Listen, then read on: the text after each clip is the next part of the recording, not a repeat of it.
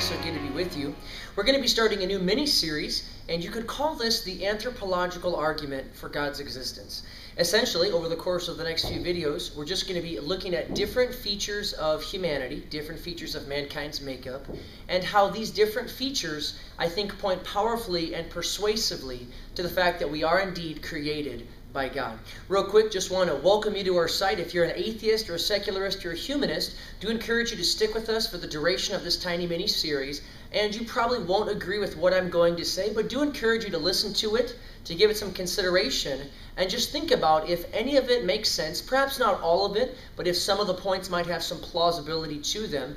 And of course, if you're a Christian, if you're a believer, we're glad you've tuned in. Intelligent Faith through 15 and our YouTube channel. We exist to be equipping and training Christians in solid and good evidence to defend the Christian faith and worldview. So let's just jump right into it then. As you can see behind me, Genesis 1:26 and 27 clearly states in the book of Genesis that man was made in the image of God.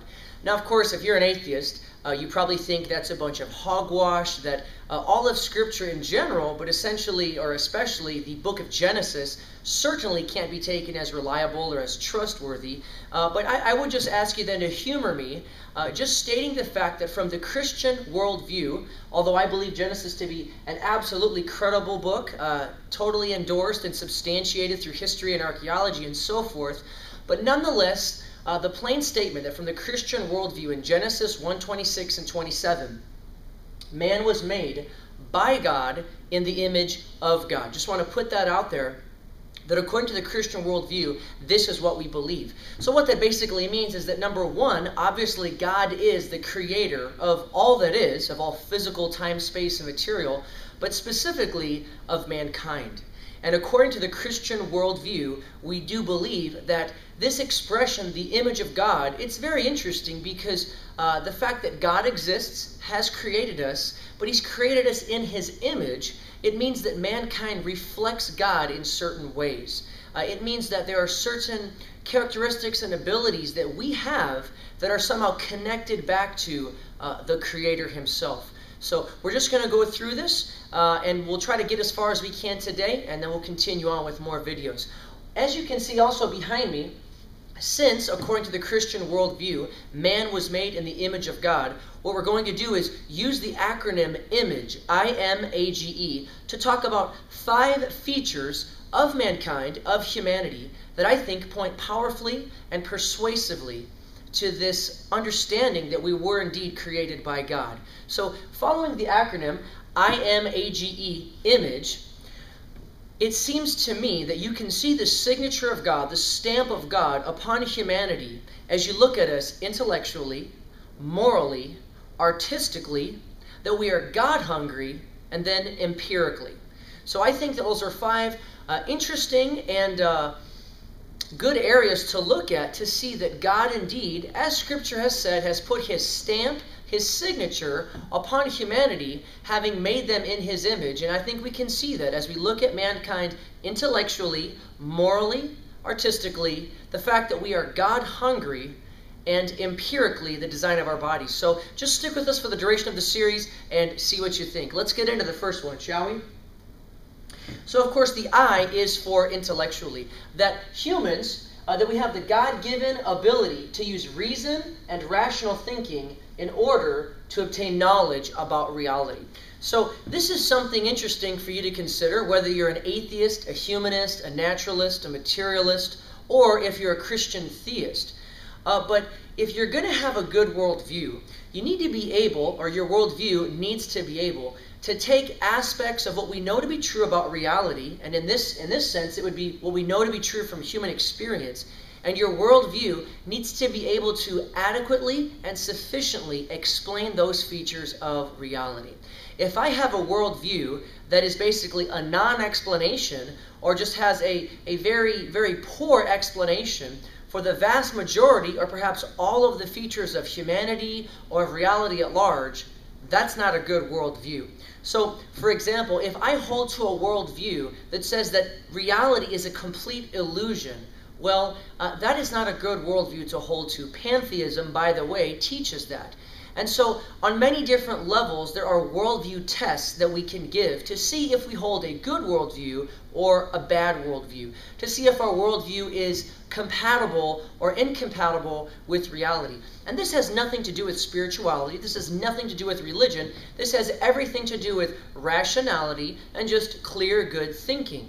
And so whoever you are as the viewer, whether you're an atheist or a humanist or a Christian theist, or whatever worldview you come from, you need to ask yourself, does my worldview match up with reality? Is it compatible with what I see? Is my reality or my worldview, is it testable? Can I investigate it? And in this question of anthropology, of the human makeup, does your worldview adequately explain at least these 5 separate aspects of humanity that we're going to be getting into? So one of them that begs for an explanation, of course, is this aspect of our intellect, our reason, our ability to think rationally and obtain knowledge.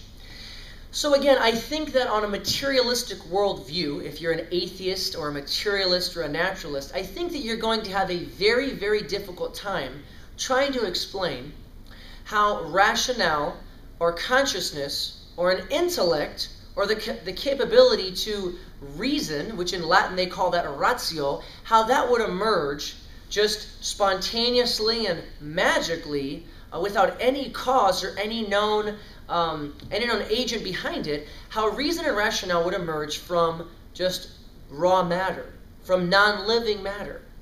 How can you get something from nothing? And that, to me, really is the extreme difficulty with materialistic worldview. However, when we look at our intellect, whether we're looking at Albert Einstein or other people, it does seem that, to me at least, from the Christian worldview, that mind comes from mind, that a capacity to reason comes from a previous capacity to reason, that the divine mind has given birth to lesser minds, lower minds, but nonetheless, the divine mind, God the Creator, has the capacity to reason, to rationally think. Of course, God possesses all truth, all knowledge about true statements, all propositional truth. But God, having made man in His image, has given rise to the rationality within man. And so this is why man has the capability to reason, to think rationally, to use his intellect. God is the eternal consciousness and therefore has given birth to man's consciousness. So to kind of explore this one point, let's look at a couple of well-known intellectual thinkers and just examine this question a little bit more. So here, of course, we have Albert Einstein, who lived from 1879 to 1955. As you can see behind me, he's the author of the world's most famous equation, E equals mc squared, or the fact that energy is equal to mass times the speed of light squared. Albert Einstein, very, very interesting man. Some people say that he is the greatest scientist of all time. Isaac Newton held that title, that position, that reputation. But then when Sir Albert Einstein, when he came on the scene, he kind of replaced Newtonian physics with his theory of relativity, general relativity, and special relativity. But you may not have known this, but Einstein believed in God. He was, most people believe he was a deist. Some people say he's a pantheist, but I would probably go with the thinking that Albert Einstein was a deist. In other words, he believed in a creator God. Now, not that this creator God is present in the world and personally involved with his creation, but rather Albert Einstein, from his statements, it seems to be that he believed that God created everything and then set it loose. Some of the interesting quotes from Albert Einstein will be the following. He said, "Science without religion is lame, but then religion without science is blind." And I would absolutely agree with both of those statements. Science without religion is lame, and religion without science is blind. He also says, "I want to know how God created this world. I am not interested in this or that phenomena, in the spectrum of this or that element." He says, "I want to know his thoughts. The rest are details." And so Albert Einstein, multiple times in his writings, in his diaries, and so forth, he's evidenced this fact that he does believe in a creator. So just stop. You as the listener, if you're an atheist, a secularist, a humanist, you probably have thought or perhaps do think that people that believe in God are just absent-minded, unscientific people. But obviously, this is not the case with Albert Einstein. He believed, at least in some sort of a creator God. It seems it was the God of deism. So there are intellectual giants who have very obviously believed in the existence of God. However, the question that needs to be asked is, how do we explain the intellectual capabilities of a guy like Albert Einstein? How is it possible that Albert Einstein, let's say in his office in Switzerland as a patent clerk, let's say, and he was working on the general theory of relativity, how is it possible that he could write down certain mathematical formulas and he could reason his way through, and that these mathematical formulas actually correspond to reality? How is it possible that he could have the intellectual capability, the rational capacity, some people would say the noetic faculties, to be able to think in such abstract mathematical terms? If Albert Einstein, if he came from mud, if humanity, according to what some people think, was spontaneously generated from non-living matter and then has slowly evolved over eons and eons of time, if there's just some kind of a naturalistic or materialistic explanation, how do you explain men like Albert Einstein? Simply throwing out some kind of a blanket statement like emergent properties, that doesn't seem to me to cut it. How does that even happen? Everything that we know in our experience tells us that intellect gives birth to intellect, that mind gives birth to mind. So Albert Einstein, men of his intellectual caliber, that's something that needs to be considered. Not just Albert Einstein, but as I mentioned before, Sir Isaac Newton. Sir Isaac Newton, living from 1642 to 1727, perhaps the greatest scientist to ever live. He has a theory of light. Of course, he discovers universal gravitation by the apple falling from his head. He's involved in the invention of certain refracting telescopes, and of course, Newtonian physics. Isaac Newton is definitely a kind of a Renaissance man. Some people would call him a polymath or an automath, a person who is self-taught, who can master multiple disciplines at one time.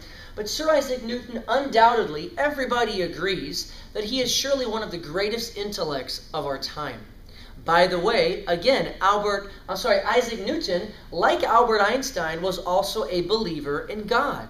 But not just some remote god of deism. Sir Isaac Newton, as you may know, was a solid Christian man. He was a born-again Christian thinker. As a matter of fact, Sir Isaac Newton even wrote commentaries on the book of Daniel and the book of Revelation. So again, ask yourself, if you're watching this video here, ask yourself, how is it possible that men of science came to this belief that God is real, he actually exists, and that he created humanity? Well, obviously, to these great men of science, who surely know much more about science than I do or you as the viewer do, they surely saw some compatibility, a great deal of compatibility between scientific processes, operations, mathematical laws, etc., that pointed to the existence of God. So again, just take that into account, that if we're talking about intellectual giants, intellectual people who have found God, who have come to the Lord, who have actually become Christians, well, in that corner would be Sir Isaac Newton. Of course, he said this. He said, "Whence does all this order and beauty arise in the universe? Doesn't it appear from phenomena that there is an incorporeal, living, intelligent, omnipresent being?" So again, Isaac Newton, a very strong believer in the existence of God and in the Christian classical concept of God especially. But again, how can a man like Isaac Newton, how do you explain from non-living matter spontaneously generating that reason and rationale and an intellect will just kind of pop into existence, uncause some unknown mechanism, and allow a man like Sir Isaac Newton to be able to ponder, to theorize, and to investigate these deep aspects of our physical universe? Many of them, again, being abstract with mathematics and so forth. It doesn't seem to fit to me that it just came out of thin air, so to say. It does seem, from our experience, that mind gives birth to mind. Now keep in mind, this is not a God of the gaps argument. This is not a Christian just appealing to God because of mystery, because we don't know the answer and we plug God in. That is absolutely not what I am doing. Rather, from what we do know to be true, from what we do observe, and of course, vast majority of science is based upon observation, from what we observe, through thousands of experiments, what we know to be true is that intellect gives birth to intellect, mind gives birth to mind, and a previous capacity of reason gives birth to a minor capacity of reason. We know this to be the case all throughout our human experience. Doesn't it make sense that the original progenitor of man's reason, of man's mind, of man's intellect, was a divine intellect, a divine mind, a divine consciousness? It would seem to me, again, that's the most plausible and reasonable explanation. Not just Albert Einstein and Isaac Newton, we also have these gentlemen, some of my favorites to think about, Plato and Aristotle. Of course, we have Plato here with his book, the Timaeus, and Aristotle with his book, Ethics. If you've never noticed this before, if you're into philosophy, this will be kind of an interesting fact for you. As you notice in this painting by Raphael, Plato is pointing upward and Aristotle is reaching outward. And if you didn't know this, the reason for that is because of Plato's theory of the forms, believing in innate knowledge that comes to us from this higher world, his theory of the forms. He's pointing upward. He believes that humankind and mankind comes into the world with innate ideas that are already inside of us, put there from God. But Aristotle, reaching outward as if to feel something, Aristotle believes that we're born as what they call a tabula rasa, a blank slate. And he believes that we get our knowledge from sense experience. And so it's interesting, where they're pointing and so forth, it shows you the difference in their epistemology and their theory of knowledge. Quite interesting. Plato, of course, he said, God is not the author of all things, but of the good only. That's what Plato said. And of course, Plato's typical title for God was the good, with a capital G, the form of the good. And then, of course, Aristotle, he says, beauty is the gift from God. Beauty is the gift from God. And Aristotle, with his unmoved mover, or calling God the demiurgos, these men were both God believers. Not the Christian concept of God by a long stretch, but nonetheless, these are two of the most influential intellectual men of all of modern history. And you have to understand, if you do some good historical research, that Plato defeated the atheists and the materialists and the naturalists of his day. And don't take my word for it, just do some research. But in his day, there were relativists, atheists, naturalists, materialists, etc. And Plato, intellectually, in a sense, defeated them and disproved those ideas. And of course, now it's come back around many, many, many times. But Plato, it has well been said that all of Western thought are simply footnotes to Plato. That all of Western thought are simply footnotes to Plato. And of course, Aristotle is one of the greatest philosophers, but also scientists of all time. So you have to realize that science is just a sub-branch of what grew out of philosophy. That philosophy really is the most fundamental form of study. But from Plato and Aristotle, science branched off and has now become its own discipline. But underneath that, of course, is the philosophy of science. Two of the greatest and most significant world-impacting intellects that have ever lived, and they both believed in God. So again, I ask you, listener, what kind of intellectual objections do you think there really are? And I know that there are aspects that are problematic, the problem of evil and suffering. We're going to be addressing that.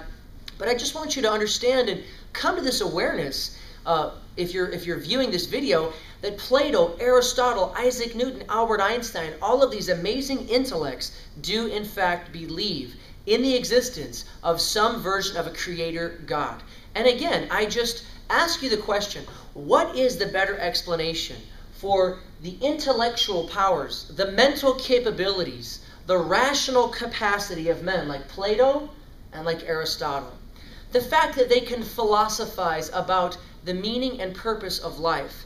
And not just philosophize about it, but come up with interesting concepts about epistemology. And of course, Aristotle, this man was responsible for not inventing, but discovering the laws of logic, at least many of them. He's given us categories of causation, categories of causes. He's given us, as I said, many of the laws of logic, the law of non-contradiction, the law of identity, the law of the unexcluded middle. So, listen, I just want you to ask yourself that question. How is it possible that non-living matter could be energized or vitalized? By what force? We don't know. Through what mechanism? We're not sure. Do we see this today? Absolutely not. It is not a repeatable, observable phenomenon. But yet we believe that it happened. That doesn't sound like science to me. That sounds like a religion. That sounds like a philosophy. That sounds a lot like blind faith.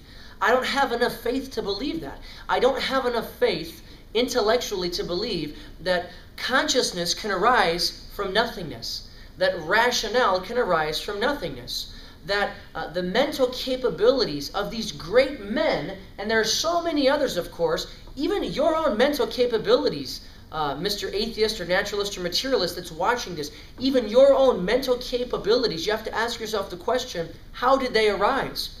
And I would dare say, you have to think of this as well. If your mental capabilities, if your rational capacity did arise from nothingness, if it did arise through some naturalistic, materialistic process, think about this, why should you trust it? If it just came to be haphazardly, randomly, out of, chaotically, why should you trust your mind? Why should you trust your reasoning faculties? Why should you expect that they should tell you anything true about reality at all? And Charles Darwin and many other people have actually thought about this. If our reasoning capacities have come from the reasoning through of primates that has been passed on through natural selection and random mutations, why should we even trust them? Something really to think about. I believe right there that that is an evolutionary argument against naturalism. If evolution is true, then you shouldn't trust naturalism. If evolution is true, your reasoning capabilities and faculties didn't evolve to select truth value. If evolution is true, your reasoning capacities evolved for survivability. And if that be the case, which it would be according to that theory, you shouldn't trust your reasoning faculties, your rationale, your intellect. But of course you do, and you are right to do so. But you see, that explanation just doesn't pan out. Logically, consistently, if evolution were true, you can't trust your reasoning capacities. Then naturalism shouldn't be believed, nor should atheism or anything else, because you shouldn't trust what you think. It seems to me, based on what we observe, that mind comes from mind. Intellect comes from a prior intellect. That a reasoning, rational being has created other reasonable and rational beings in his image and in his likeness. From everything we know to be true about the world, observationally, that does seem to be the case. And then another question that I'll just throw out for you as we are mentioning this in terms of the intellect and in terms of thinking. Why do certain things that we think about, why do they even exist? For example, how does the concept of geometry arise in the mind of man? How does the concept of mathematics, why does math even exist? Why are mathematical concepts applicable to the world? What about the laws of logic? Where do they come from? How do they exist? These are all immaterial qualities, but they're real. They are a part of the fabric of reality. Geometric shapes, mathematical operations and numbers and so forth, and the laws of logic. These are immaterial but real aspects of our reality. Where have they come from? We didn't invent them, we discovered them. And in thinking of the intellect and things that we intellectualize about, it would seem that the best explanation for those things is an eternal, divine, unchanging mind. Why? Because these are eternal, divine, they are eternal, unchanging ideas and concepts. So if we discover in the world around us eternal, unchanging concepts and ideas, well, then there must be beyond the world an eternal, unchanging mind that issues concepts and ideas. So something to think about. That's called the conceptual argument for God's existence. You can also look up the applicability of mathematics, the applicability of the laws of logic. All of these things seem to point powerfully and persuasively to an eternal, divine, omniscient mind that is the source, the necessary source for concepts, for ideas, for the geometric shapes, for the laws of mathematics and the laws of logic. And that same intellect, that same divine mind, is the source for the intellect of mankind.